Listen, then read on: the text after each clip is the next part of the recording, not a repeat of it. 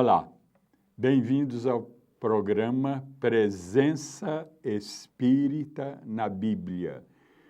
Este programa, ele mostra para os nossos irmãos que não são espíritas, que o espiritismo é bíblico. Nós não seguimos os dogmas, exatamente porque os dogmas são doutrinas polêmicas. E são polêmicas exatamente porque nem sempre eles têm o respaldo bíblico. E às vezes são frontalmente contrários à Bíblia. Então, por isso que nós espíritas não adotamos essas doutrinas polêmicas que dividem nossos irmãos cristãos em várias igrejas, porque uma aceita um dogma, outra não aceita.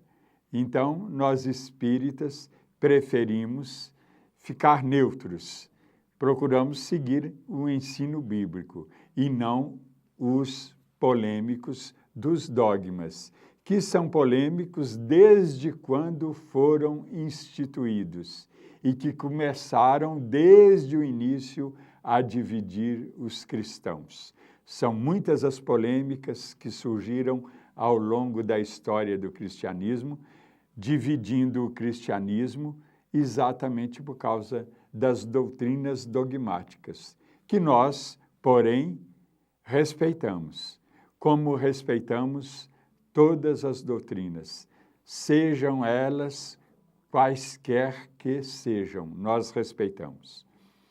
É um assunto que tem sido muito solicitado para nós aqui abordarmos é a respeito da ressurreição, como que o Espiritismo encara a ressurreição.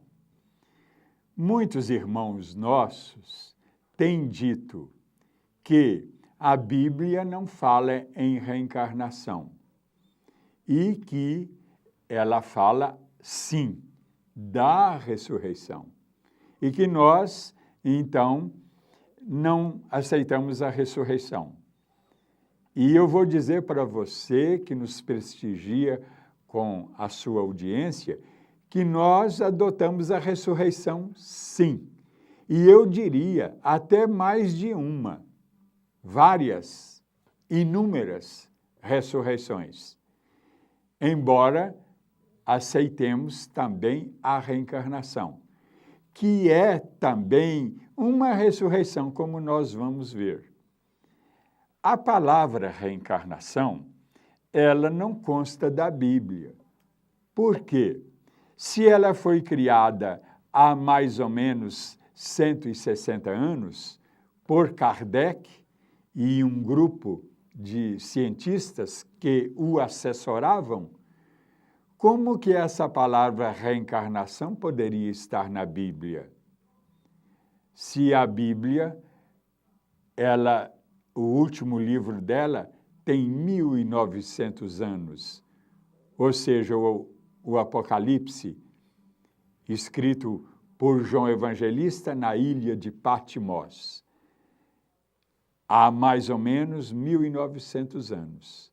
Então, que João, o Evangelista, escreveu o Apocalipse, que é o livro mais recente, mais novo da Bíblia, pois é o último livro da Bíblia. E a palavra reencarnação foi criada há 160 anos. Como que ela poderia estar lá? Só que a Bíblia adota a reencarnação com outro nome. Por exemplo, renascimento. Renascimento é nascer de novo. E a nascer de novo, moralmente falando, espiritualmente falando, e há nascido de novo de sangue, filho de pai e de uma mãe, esse nascido que Jesus disse, da água, e que ele chamou também para que o Nicodemos entendesse melhor, naquele episódio da visita de Nicodemos a Jesus. Então, para que Nicodemos entendesse melhor, ele disse: há nascidos do Espírito e há nascidos da água. Nascidos do Espírito é o indivíduo ter uma conversão, metanoia em grego. É o indivíduo fazer uma mudança radical de vida. É aquilo que Jesus, ou melhor, que João Batista, desculpem-me, chamou de batismo do Espírito, ou também batismo de fogo. E que é essa reforma, essa mudança radical de 360 graus na vida do indivíduo. Isso aí é nascer de novo do Espírito. Mas Jesus disse que há nascido de novo da água e que há nascido de novo da carne, porque da água é do líquido amniótico, em que o feto fica durante, geralmente, 9 meses. E que naquele tempo eles não conheciam bem esse líquido. E eles, então, falavam água. Aliás, é interessante observar que esse líquido amniótico, 90% dele é água mesmo. A ciência hoje diz isso. Então, Jesus ele fala, há nascidos do Espírito, que é reforma íntima, mudança de vida, e há nascidos da água, e que Nicodemos não estava entendendo bem, então Jesus complementou. Ele disse assim, eu lhe digo que há nascido do Espírito e há nascido da carne, de novo. Então, é um renascimento. Ré aí quer dizer de novo, outra vez, novamente. E, então, há esses dois nascimentos.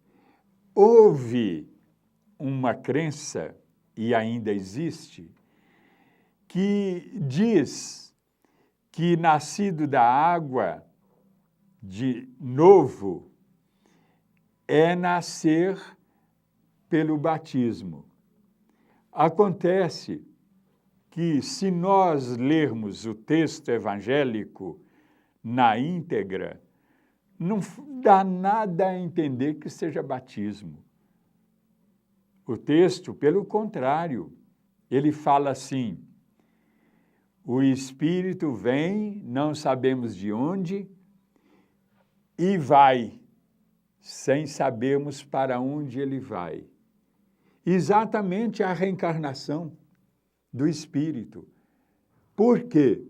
Porque o Espírito vem do passado, ele não traz conhecimento da vida passada. Ele esquece tudo. E quando ele desencarna, ele vai também para uma outra reencarnação, não de imediato. Isso aí é um outro assunto que merece ser esclarecido de modo mais claro num outro momento. Mas ele vai para uma vida futura sem conhecimento. Então, é isso que o texto dá a entender para nós. Continue lendo esse texto na íntegra e você vai ver que não tem nada a ver com batismo. Mesmo que alguém queira dizer, o batizado é um nascido de novo, espiritualmente. Tudo bem, mas não é isso que Jesus quis dizer. Isso foram os teólogos que imaginaram e que não confere com o texto. E lembro aqui o que Jó fala, o Jó, lá no Velho Testamento. Ele diz, lá no capítulo 8, versículo 9, quando ele estava falando de gerações passadas, porque a palavra geração, ela significa também reencarnação. E não só geração consanguínea de filho, neto, bisneto, não. Ela significa também reencarnação. Cada reencarnação é uma geração do espírito e não só a geração consanguínea. E a Bíblia trata mais de coisas espirituais do que materiais. Ela usa as coisas materiais como veículo para nos transmitir coisas espirituais. Porque o significado principal do conteúdo bíblico é espiritual e não tanto material. Então, a palavra geração significa também reencarnação na Bíblia.